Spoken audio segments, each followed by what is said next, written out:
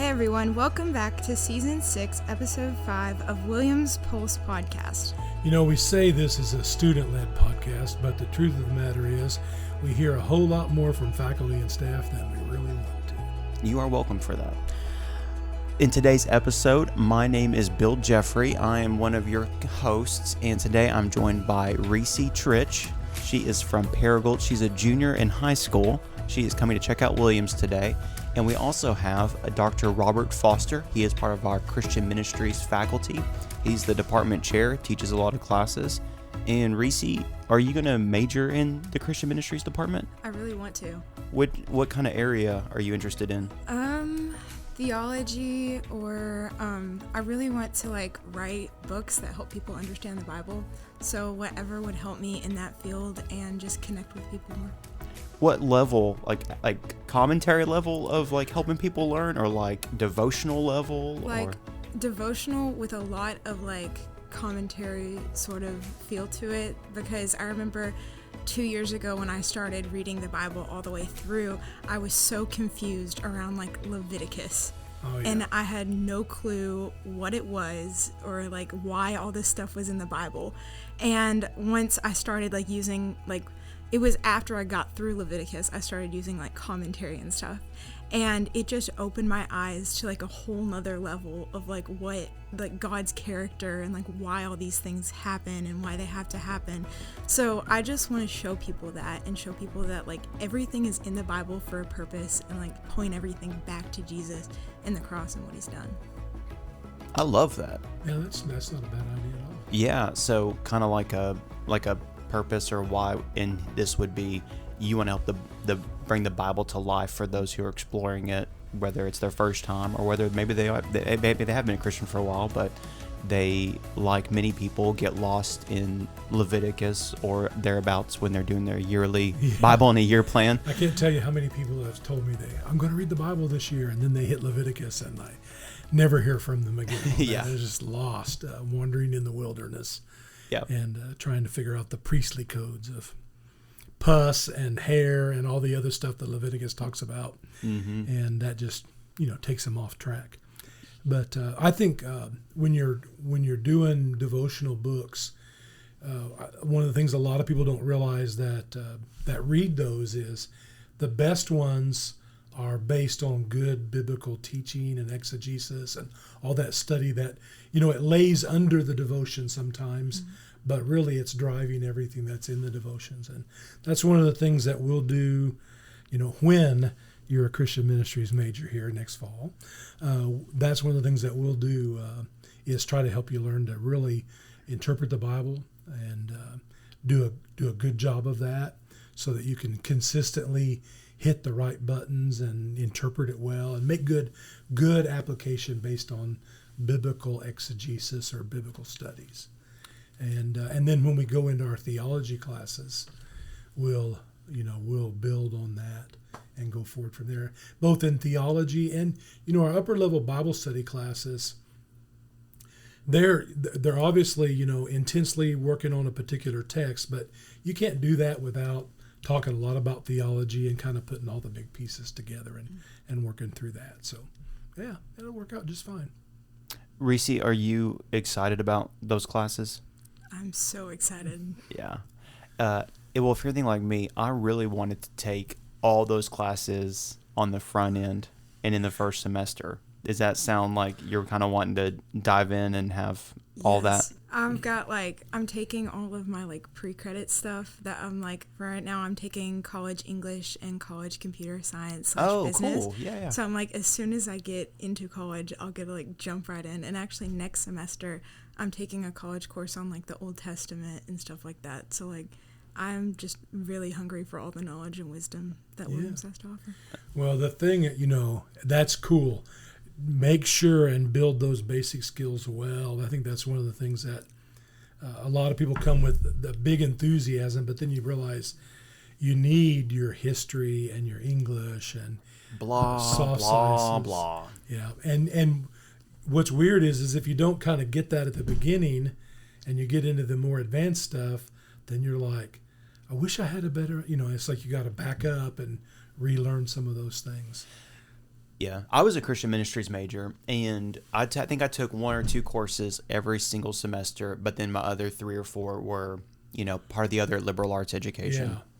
And so it's almost like exercising, where some of those upper level courses, you are not ready for them. Right. And it's not because the content is so deep or complex, but it's because you have to approach it so uniquely. And then the technical side of how do you write about it? How do you articulate those kinds of chops, prepare you for either going right into your career in calling in ministry or for graduate school. And I mean, I went to seminary, and I will say that I was not the best student at Williams, but I was one of the best students in seminary because not that y'all graded hard, y'all just were very disciplined and, really drew out of us what you thought we were capable of, which I really appreciated. Those critical thinking skills and those writing skills are best learned in our liberal arts general education sections. They're all that way. You get them at an introductory level, and you kind of build those basic building blocks, and then you have those skills to do the upper level stuff. It makes more sense, and you don't have to be a straight A student for sure. I hope you will be, but no one has to be a straight A student. You always just want to do your best and learn those skills, and whatever intelligence the Lord has given you, use it to the best of your ability, and things will come together. Yeah. Reesie, you host a podcast. Yes, sir. Tell me about that. Okay, so it's called the Girls in the Garden podcast, and basically we look at different topics, or for instance, like a word that we might go and deep dive into, and we basically just break it down. There are 4 girls on the podcast. It's 4 of my best friends, and basically it was at one of their birthdays, and we were all sitting around this campfire, and we were talking about the end times and how, like, some of them were scared, and we were just talking about how, like, we don't have to be scared of that. Like, that is our, like, we get to go to heaven and be with God, and, like, just getting to see all of our perspectives on, like, those topics that are kind of difficult to talk about. It really encouraged me, and I was like, you know what, we could really do a podcast. And one of my best friends, Ellie, she was like, she wants to, like, do what you do, Mr. Bill. She wants to, like, do all the social media stuff and, like, advertise and all that. So she was like, you know what, let's do it. So we started just studying on, like, podcasts and what mics to buy and all these things. And it really just kind of came together. It's not a humongous following, but it's like we don't do it for the people. We do it to, like, get the word of God out there and to show people it's not scary. He is our Father, and He wants us to come to Him. And yeah. And what I've found doing podcasts is nobody learns more about these subjects than the hosts. So I saw the 4 of you do a live podcast at our church, and I think y'all went over Exodus. And I was like, these girls didn't just come in here and they're not shooting from the hip on explaining this stuff and, like, discussing it. Y'all put a lot of prep time into that. Mm-hmm. So is that, like, the rewarding side for you too, of getting to, do y'all prep together, or do y'all prep separately, and how's that look? So basically we all, like, we've got a group chat, and we're like, what are we going to study? So we pick a topic, and we all kind of study individually. And usually, so we'll either, like, assign, okay, you get, for instance, when we were doing Exodus, my job was to do the plagues and to explain the plagues, and I got to go into detail about all of the plagues and how they all defeated a perspective of, like, Pharaoh's gods that he believed in, and I got to go, I'm a nerd 100%, so I got to nerd out on that. So basically we all just, like, study the text and see what we have, and we bring it all together, and we usually shoot it at my house. So we'll come to my house and be like, okay, what do you have? What do you have? What do you have? And we'll kind of just, like, from there, just try to articulate it in a way that is not confusing and helps get all of our perspectives out. I love that. I love that a lot. Dr. Foster, I saw you writing down the name of the podcast. Yeah, I think what Reesie's doing is, like, a really pure form of studying your Bible, coming together for a small group discussion around it, and it just happens to be filmed and, released for the public. But I think she's got a lot of the tangible skills that, kind of set her up for success in the Christian Ministries department. So yeah, I'm super excited that you're pursuing that, and I love the career goal that you have. That's so cool. So, and it's needed. So we need good writers, and we need people with good hearts to be behind this content, and people who care. So thanks for doing that. A couple of years ago, I was looking for books on accountability groups, and I found a lot of books about men's accountability groups, but I really struggled to find any books about women, talking about women's accountability groups. And for some reason, when we talk about accountability, because we're revealing so much about ourselves, we usually break that down into genders and stuff like that. And I found a couple of small ones, but nothing really of substance. So that's definitely one area that needs to be written about and fleshed out. And so we need lots of strong women to grow up and fill all of those holes. And there's a whole host of other areas in biblical studies where we need more and more women to speak their voices into that. So those are good things. And, just learning to do, anytime we study anything,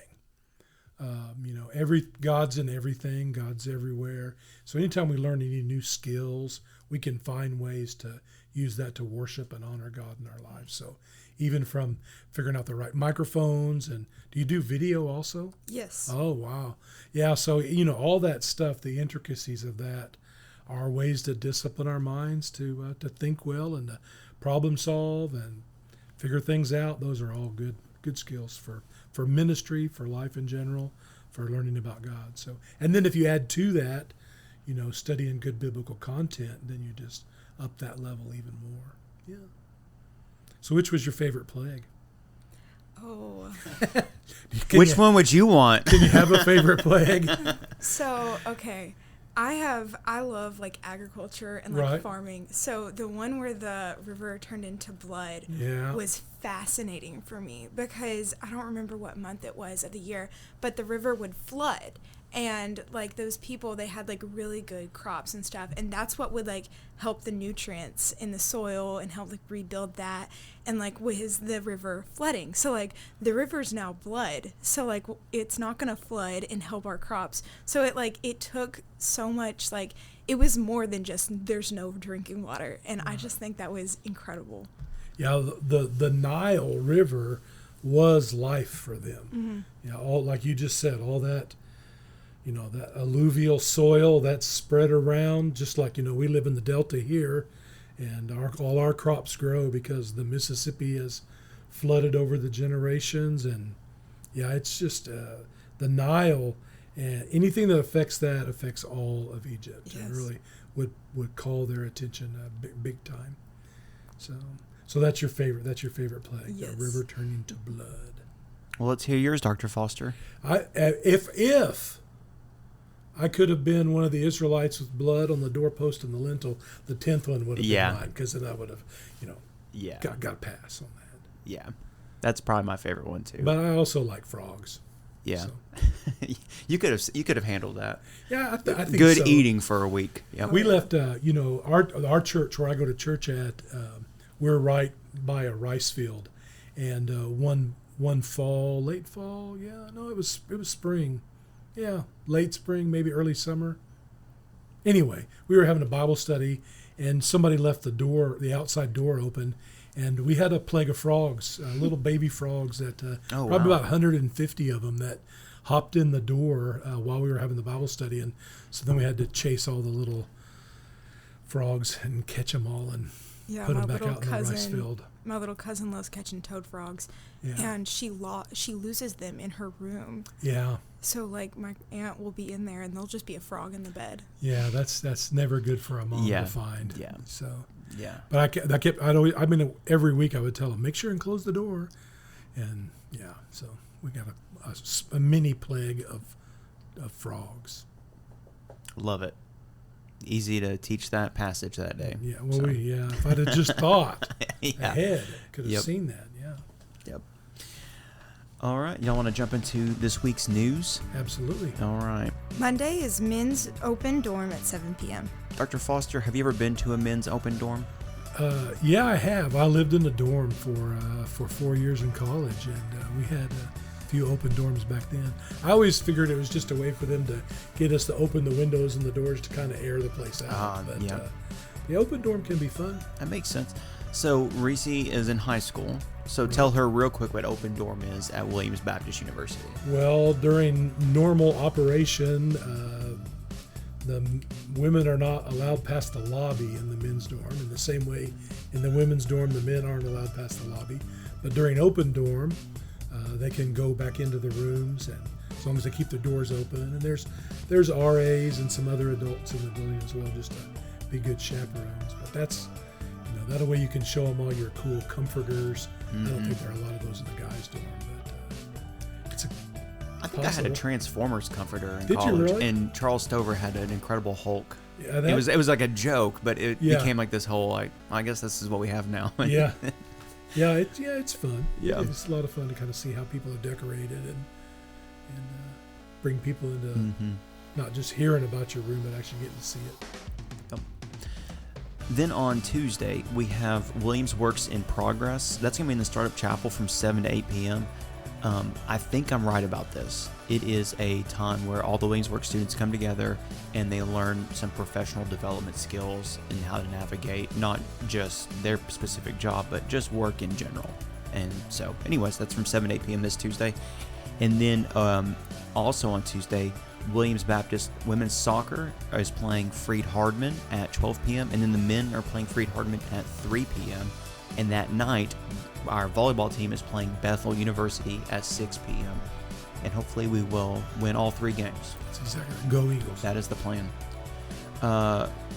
Wednesday. Tell us what's going on Wednesday, Dr. Foster. Wednesday at Williams' Chapel. And this week, we have the honor of having Brother Morgan Woodard from First Baptist Church at Pocahontas, one of our alums, and he's spoken several times in the last couple of years and always done a really good job. And was he a Christian Ministries major? Yeah, he was a Christian Ministries major. Morgan's known because Morgan has a very unique and thick Arkansas accent, and he's a very passionate speaker, and his accent doesn't slow him down a bit. Then on Thursday, we have a brain break. Ice cream floats in the grill from 12 to 2 p.m. So if you want to go get a brain break and a brain freeze. Are midterms coming up? Midterms, I think, are the first week of October. So, wow, that's crazy. Close. And then that night is Hall Wars. And it's not a fist fight, it's first fight at 5 p.m. So go there, represent your hall, and go win the Hall Wars trophy. So, and then on Friday, Reese, tell us what's going on. Friday is a preview day. Have you ever been to a preview day? No, sir. Dr. Foster, you ever been to a preview day? I've been to a few, yes. I've been to all of them. Yes, yeah. So preview day, that is coming up this Friday, September 26th, and it is a day where students come to campus, and they start the day off with the most incredible food with scones and coffee and all kinds of cool stuff. They get to meet people, and then they get to go on a campus tour. They get to see all the residence halls. They get to see the classrooms, the library, the chapels. It's just a really great... Meet with faculty from all the different departments. And then eat some food and get a behind-the-scenes look at the admissions process, Williams Works, if you want to meet with a coach. Just a day to kind of get everything in, and you get to meet other students. So that's kind of like the cool part of you get to meet people that you'll be coming to college with, plus the whole campus shows up to make this event happen. So yeah, there's everybody's here, and it's just a really cool day. So if you are interested in coming to a preview day this Friday, we have our first one of the fall. And we'll have some more of those this fall as well. Yes. So if you can't make it on the 26th, touch base with us, and we'll get back to you when the next one's coming. Yep, just go to williamsbu.edu/preview, and you can sign up there for any of our upcoming dates. So, well, we did all of our fun stuff at the beginning, so I guess we should end the conversation here. This has been... And will continue to be... The Williams Pulse. Podcast. Sorry. I thought it was Williams Podcast. It is a Williams Pulse podcast. Do we want to do that again? Nope, I like it.